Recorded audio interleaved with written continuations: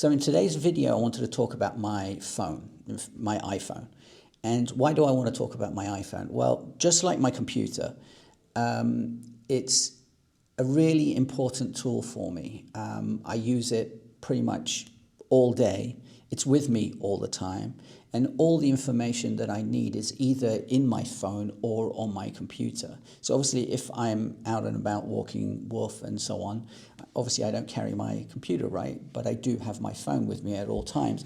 So on my phone, it's almost an exact copy of everything that's on my computer. So all my files, all my documents, my project management tool, notes, everything is, due to the fact that it's in the cloud, I can use any device to log on, but obviously I have an iPhone and a computer. So if we go over to my iPhone now, you'll notice, other than, this is actually my home screen.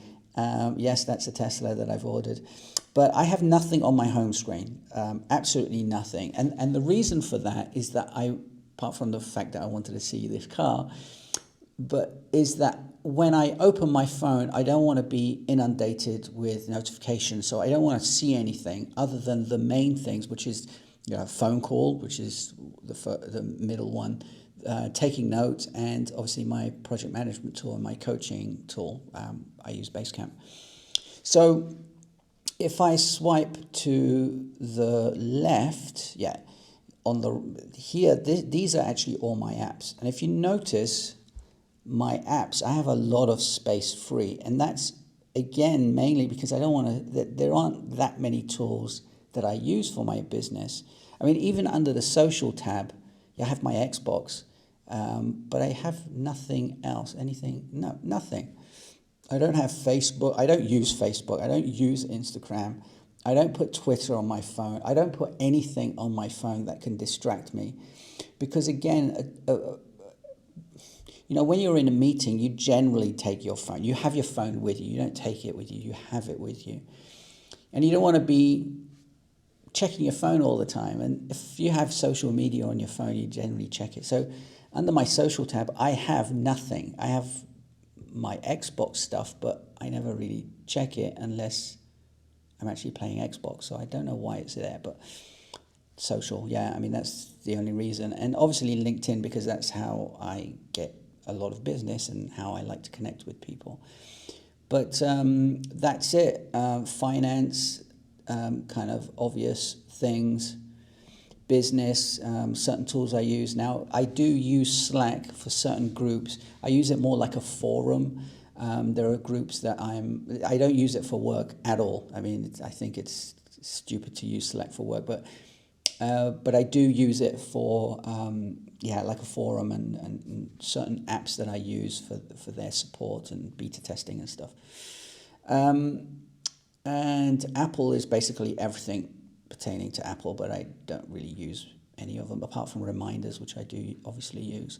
Now, what's on this page? The main things that I use are obviously the phone. I'm not going to click into it. Some of these because there's obviously personal information, but I just wanted to kind of go through and figure out and let you know what's going on. Messages is obviously messages. I don't use WhatsApp due to security and stuff. For a while I used Wire, and Wire is a fantastic tool for businesses and teams, and obviously for personal. For personal it's free, for business teams it's like €5 per person.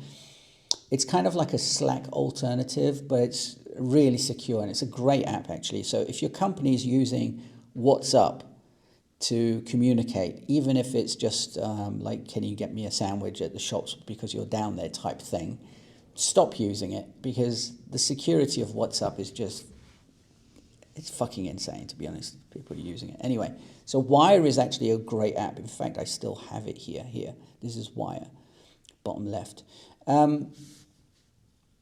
So I don't use any of those kind of communication tools, and we're going to get to the reason why in a moment. The reason why I don't in a moment.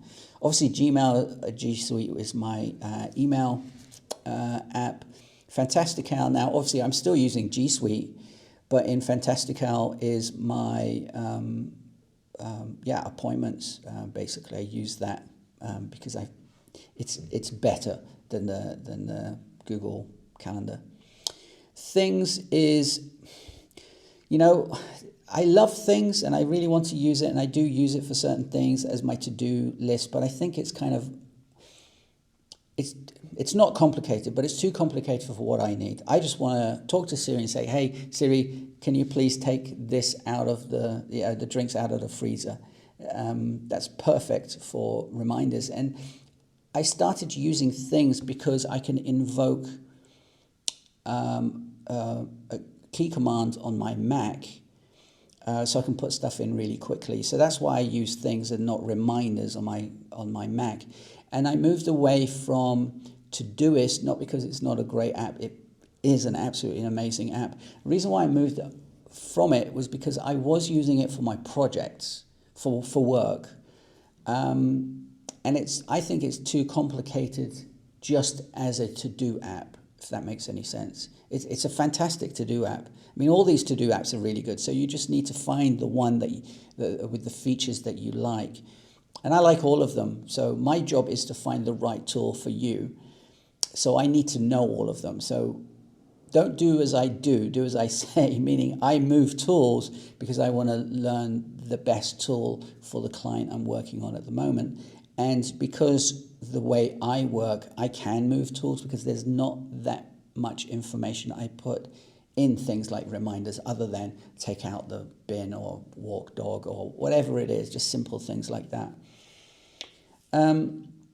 Notes, obviously, now Notes is a thing. There's so many people who use Notion. There's so many people that use Evernote, Apple Notes. Google Keep is actually a really good one if you're using G Suite, which I am. But Apple Note, I keep coming back to Apple Notes because I've had hundreds of notes, if not thousands of notes in Apple Notes, and it just works. I mean, it syncs with iCloud. It just works. And so, you know what? I thought, let's go back to that. Again, the notes that I use are more like sticky notes. They're not, I don't use it for like holding a lot of information. Like for clients and stuff, they have their own folder, and I put notes in that folder. Notes for myself, for personal notes, yeah, I put it into Apple Notes, but there's not too much stuff in there. Now we get to the one that I really wanted to talk about was Basecamp. Now I've known about Basecamp for a long time. I've only just recently started using it properly. I was going to say professionally, but properly. And ever since I've used it with my clients, now I used to use Twist, which is by a company called Doist, who make Todoist. So they have Twist and Todoist, and Twist is the communication tool, and the Todoist is obviously the project management thing that I was app that I was using now. And it was annoying using two apps. But ever since I moved away from Todoist and my other apps, because I was using Asana and stuff as well, and because I do have a couple of clients using Asana, so I obviously help them out. But for me personally, I wanted something that I can communicate with my clients really simply. And after using all these tools, I went and tried Basecamp 3 again, and I was like, this is actually pretty good. So Basecamp 3 is basically what I use for my own personal wiki. So all my notes for my business, or everything to do with my business I put in there. When I'm coaching or when I'm working with a client, they get access to their Basecamp, their project, so they can see everything that I see, or I see everything that they see. And so we actually communicate within this app. Now, I can't tell you how easy it's been to work with clients with Basecamp. It's made my life so much easier and simpler. I wish I used it before. Now, Basecamp, it's not cheap, but it's well worth the money. But they're doing a free version at the moment. So I would suggest, if you want to try it out, go and get the free version. You get like 3 or 4 projects to work with. The one thing that you don't get with it, with the free one, is the ability to work with clients. You can't bring external people in, as it were. I mean, you can bring them in, but they'll see everything. So unlike the paid version of Basecamp, you can actually choose what the client sees or not. And obviously there's notes and stuff in there,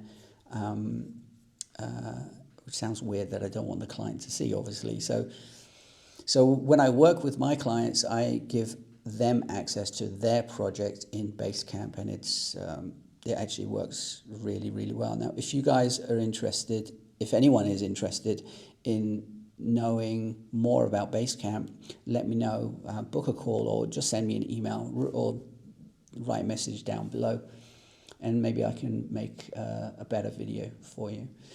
But anyway, that is it. There isn't oh yeah, monthly paperwork. So this is my phone. There's really, it's really simple. There's no point having, I've seen people without, I mean, if you look, I have folders, right, within certain, folders of certain groups, basically. And I've seen people that don't really have folders, or they have folders just like their email with like 1 or 2 emails in their folders. So I've seen people with like 1 or 2 apps in a folder, which is obviously okay, but they have hundreds of pages. I have 3 pages, actually 2 pages. In fact, 1 page, which is this one. This is the only one I have. So again, the whole point is to keep it simple. There's no point complicating your whole workflow, your phone, your computer. I've made a video of how I do my computer. I will do another one because it has changed slightly. But the basics of it is to just keep it as simple as possible so you're focusing on what you need to do. Anyway, that's the video today. Hope you have a great day. If you have any questions, leave them below, send me a message or book a call, and I'll be able to help you out. Anyway, have a great day. Talk to you later. Ciao.